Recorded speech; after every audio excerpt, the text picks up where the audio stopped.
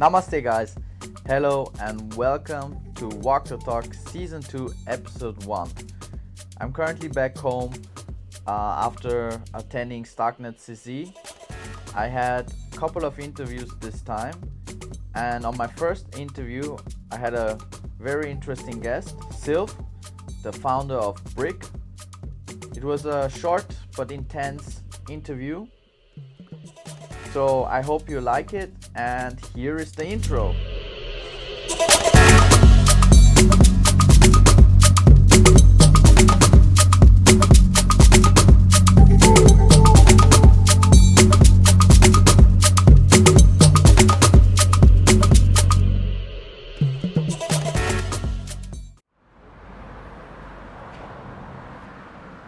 So namaste guys, as mentioned, we've got a special guest for the first episode of Walk the Talk in Lisbon. It's Sylve, founder of Briq. How are you? Living the dream, man. Third day here and pumped for the rest. How's the Starknet hacker house going so far? Hacker building. Hacker building, yeah. It's like a hacker house but bigger. It's going great. Like we've got 50 builders living together. It's been, we're on the third day now. I'm starting to lose track. Okay. It's just going great. Everyone is hacking together. We're doing the hackathon currently, the personal hackathon.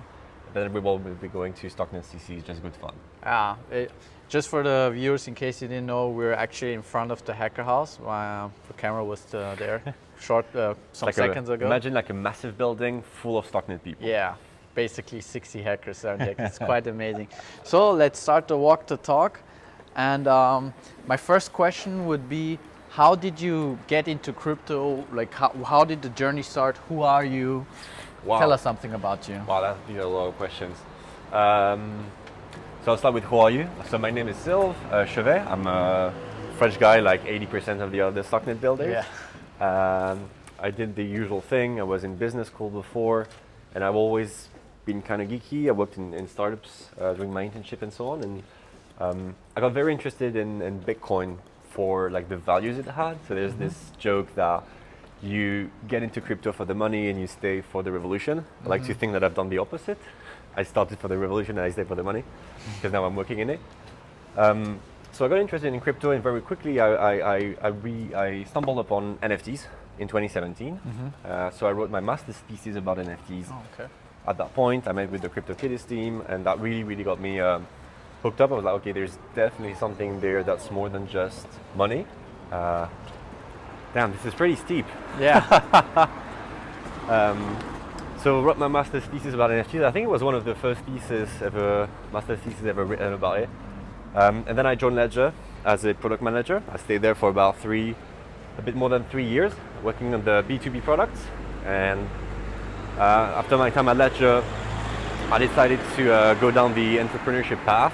So raised some capital, told my good friend Lancelot to come with me. So Lancelot is Briq's technical co-founder. And this is that led us here. So just for the record, what was your first NFT you bought? That's a really good question. What's the first NFT I bought? I got into actually buying NFTs pretty late. So I think it might have been like a loot bag or something like that. I can't remember exactly, but yeah, it might have been a loot bag. My first NFT was artwork from Refik Anadol, if you know who he is. It was on Nifty Gateway actually.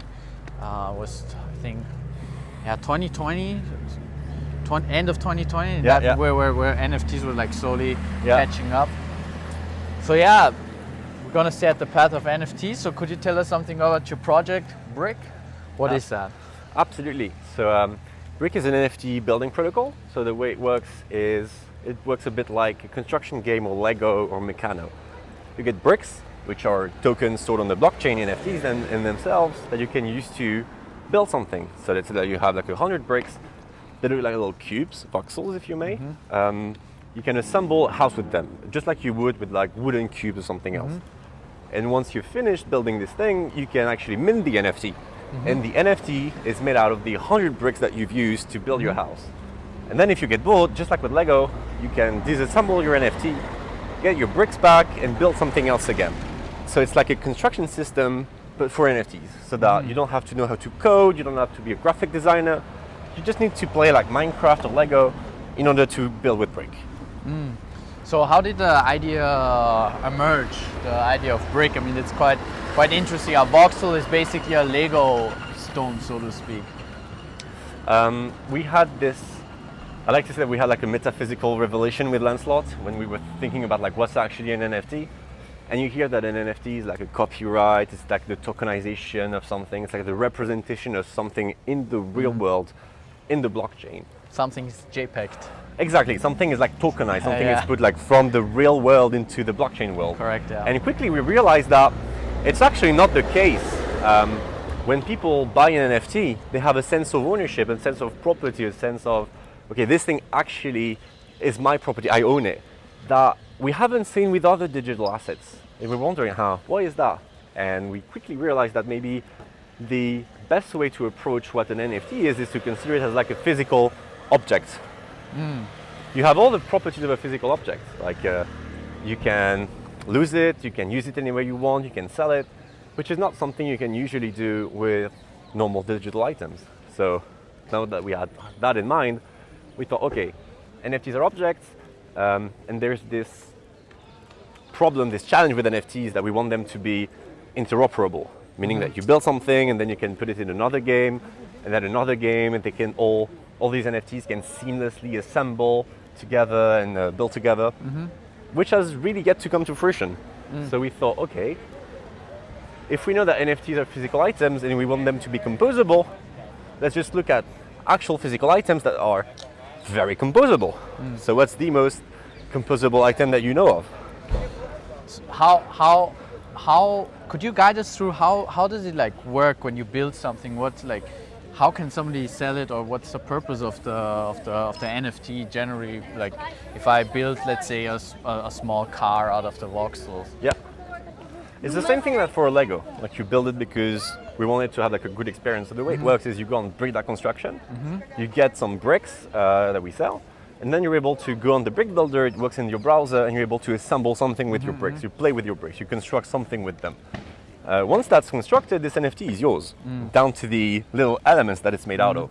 So then our work will be to integrate with different metaverses, different games. So let's say you build a car with Briq, then you can play a racing game. Then you build a little castle. You can play with like Realms, which is a game on Starknet. That's the vision for us. We're not a game, we're a toy. A toy that you can use in different games. So you briefly mentioned composable and interoperable NFTs or Briqs, so to speak. How easy is it in the practical way to make it interoperable in other games? Is it, because for me, in my head, it's like, okay, a voxel is quite easy to implement in other games because it's, a box will say a box. But how is it in reality, though? I always like to think about these kind of problems in a very physical setting, which is okay. Let's try to apply the same question, but to like the normal world. Like, how do you solve this? How do you solve game interoperability? So let's take, for example, you have two board games like Risk and Monopoly. Can you say they're interoperable? Like, can you take a little character from one game or a card from this game and put it in another game? They're not really interoperable because they're not made for it. I got a question for you. What's the most composable game asset on the planet? Physical game asset.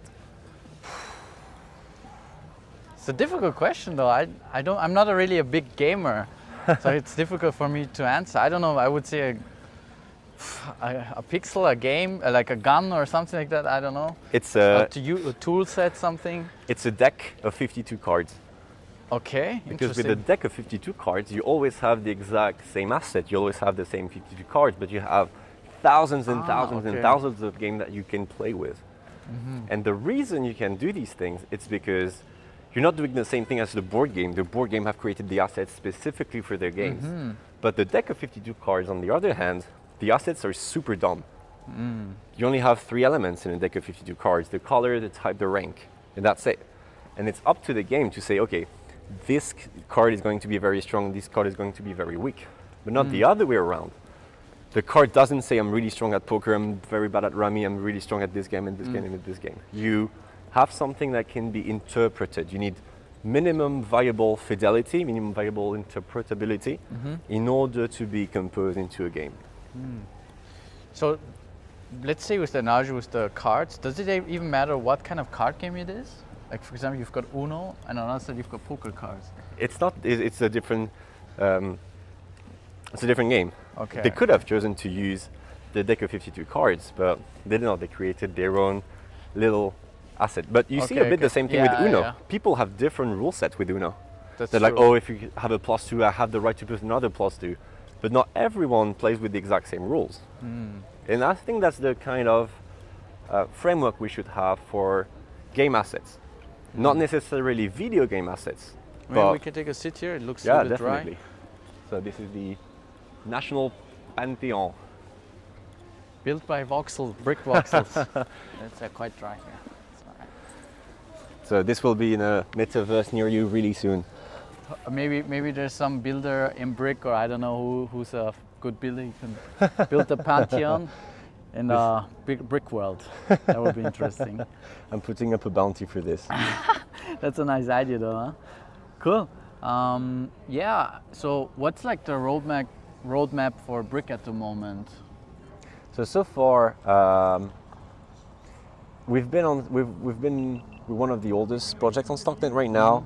Fun thing, the actual first time we went to production, the first time Briq actually lived, the first line of code was written here in Lisbon a year ago during IF Lisbon. So it was 72 hours of sweaty coding, and the first version of Briq, exactly a year ago, was birthed.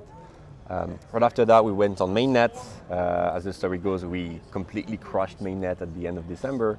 So we've been on testnet ever since. And our objective has always been to just listen to the community, to improve the builder, to just listen to what people wanted. And what we wanted was help people build stuff on the blockchain in the easiest way possible, and then have them carry around in different games. So right now, our objective is to go back on mainnet now that we feel that Starknet is ready for prime time. So we'll be going back on mainnet in November with an actual first Genesis Sylve Briq. Wow. Do you feel a little bit nostalgic being back here in Lisbon after it's a 1-year anniversary, right?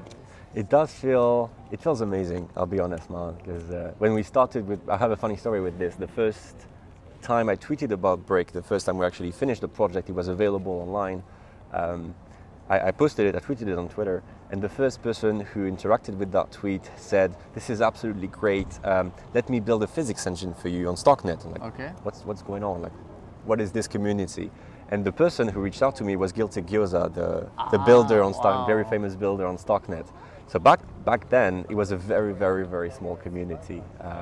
And it's funny because when you get there early, you see like the community grow around you, new tooling coming up, and now, like started from the bottom, now we're here. It's now we have an entire hacker house, which was probably like the entire ecosystem a year ago. I mean, overlapping now to our next topic would be Starknet. You already mentioned. What are your thoughts generally on Starknet? I mean, the ecosystem. What I noticed, for example, is we are still small. I mean, not like compared to last year when you started, but it's still compared to other ecosystems relatively small. I agree. But we've got a really strong supportive community. So like Guilty Gyoza offered you to build a physics system, right? Physics engine, Exactly. So yeah, that would be my question.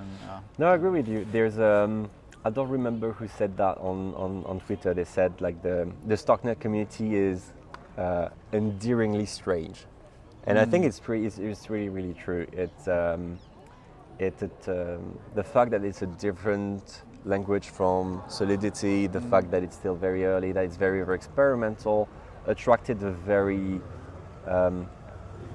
very peculiar type of people, very innovative people who actually try to build new stuff. It was not, since you could not copy paste code from Ethereum, you actually had to think about, okay, why am I going to do this way or this way? People picked Starknet because they believe in the vision, because they believe that validity rollups are the future, and you actually gain something from going in the ecosystem. So it's a bit like what I said before, that you come for the money instead for the revolution. It's a bit the same for Starknet. You come for the tech, but you actually stay for the community. Yeah, I mean the tech, there are a lot of gigabrains, that's for sure. That's what I noticed personally. And I like to be surrounded by people who are way smarter than I am, because I consider myself an observer rather than somebody who's like acting as if he knows something, because I know my limitations. So for me personally, it's great to be around so smart people, because I'm like, wow. And you witness it, like yeah, you record it. That's what we hear. Yeah, it's like, wow, that's what they're doing. That's amazing. I've been in crypto since 2015 approximately, and I'd never seen this kind of ecosystem journey, upbringing. It's This energy. Yeah, this energy. It's very authentic, and last time I remembered was maybe in Ethereum, where it really happened this kind of way. Even like, I don't want to bash the other ecosystems, but for example, in Solana, I don't know. For me, it was like it suddenly appeared. But for us, in the Starknet ecosystem, it's like gradually, step by step, naturally. It's growing naturally. That's what I really find amazing. Actually, it's fascinating for me personally. No, I love it. It's a fun family. Yeah. Do you have any ecosystem project with whom you're collaborating on the side of Briq? Yeah. So we're integrated with the two major NFT marketplaces, Aspect and Mint Square. We have run a joint collab with Realms. So Realms is a strategy game running entirely on the blockchain. They're really, really amazing folks, and we actually had a building competition for their ecosystem with out of Briq. So people got bricks and they got to build what they believed such part of this or that part of the game looked like with Briq, which is like a dream come true. You had people like, okay, what does the spire of knowledge looks like? What does the tower of power look like with Briqs, which was just great. That's why we built this tool, to have people express their creativity very, very easily. That was just great. So, yeah. They're pushing a lot, the guys from Realms. That's what I noticed in the hackcast as well. They push a lot. Yeah, they don't mess around. Yeah. They're a cool team. Any other projects besides these? Like all of them. Any games, for example, for instance? Dope Wars, Redline, Age of Acar, Influence. Like, these are really top-notch games built by very, very talented builders. Some of them who are actually in the house right now. So gaming ecosystem is a fun niche on Starknet. That's what most people are saying, that on-chain gaming or gaming generally will attract a lot of new users, or the new generation of users. So we had like the 2020 generation, 2021 generation. So the next generation will be like the on-chain game generation. That's what a couple of people have been saying. Yeah, there's a time of reckoning, and it's been a long time since people have said like, okay, gaming will be the one thing that will onboard 1 billion people to blockchain. Yeah. And I quite agree with this, but I do think that the games will look a little bit different to what we're used to. Definitely, yeah. Usually people say, oh, but you can't run Call of Duty on the blockchain, you can't do 60 FPS multiplayer on the blockchain, but that's not the point. The point is to build games that are very native to the blockchain. And you should think about, it's like cinema. In the beginning, for cinema, people were recreating theater plays because that's how they knew how to do things. But then they realized that the grammar of cinema is not the grammar of theater. The grammar of cinema is the camera. So they learn how to pan shot, to do long takes, to do you start discovering the toolbox that makes a work of something unique to its medium. And I think we're getting there with blockchain games. We're seeing great experiments like Realms, Lattice, with their mod engine, Dark Forest, of highly composable games that don't look like anything that came before them. So it looks weird, but it always looks weird first. That's true. What I notice, I'm not a developer, I'm just like... Me neither. I just hang out over here. Yeah, it's just like what I notice, at least from my observation. It's not, the primary focus is not like, best graphics, whatever, and that kind of stuff. But rather the infrastructure has to work, like all the blockchain infrastructure, on-chain relevant infrastructure moves, for instance, in-game traps, whatever. I think you had a conversation last time, and I mean, this is like very fascinating because you should focus on that primary. It has to work before you can claim you're an on-chain game, if it's not really on-chain. So. And we've seen a lot of games where like raised a lot of money because it looked nice. Yeah. But that's like a Unity graphics 001. Like it's the basic shader that you get. But actually going down into like the nitty-gritty details of how should a game work. And I think that's the funny thing with blockchain games, is because that's what you see with like Dark Forest, for instance. You have the smart contract that live on chain, and you can do X amount of things, and then you can build an interface to play like this specific functionality or this specific functionality. This is what Isaac's Topologies Isaac's game is about. You have to prevent the planet from spinning into the sun, so you have to coordinate with people to create like reactors and spin it out of orbit. So you have different things to do. You have people who have to manage this part or this part or this part, so you can create games out of one game. Sir, don't spoil me. I haven't tested Isaac yet. But yeah, it's interesting. Cool. Thank you for sharing, though. Yeah, so we're slowly coming to the end of this walk the talk. I've just got one last question. How is the ecosystem growing? I mean, your community generally. How many community members do you have? For Briq? Yeah, for Briq. That's a good question. I think we're about 10K on Twitter, maybe 3K on Discord right now. It's mostly curious people, but we have a very, very dedicated builder community of just people who are going like crazy building incredible things. We have a very, very talented builder who's building an entire PFP collection of little ducks made out of bricks. Yeah, he's the duck They're guy, amazing. Ducks everywhere. He's an amazing builder. And so he's been cranking out one duck every day for the past, I think, like 3 months now. And he's siphoning all the ETH girly out of the ecosystem into his own wallet this way. So that's why it's not working. That's why the testnet is not working right now. It's definitely because of us. You have talented builders who are building like other PFP collections, some people who are building like portraits.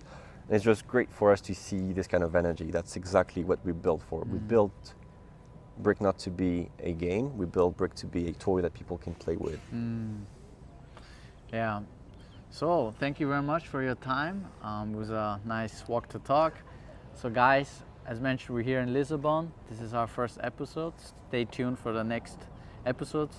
I'll log in all the information from Briq down below at the comment section. So check it out, test it out, and thank you for tuning in. And goodbye and namaste. See you, folks.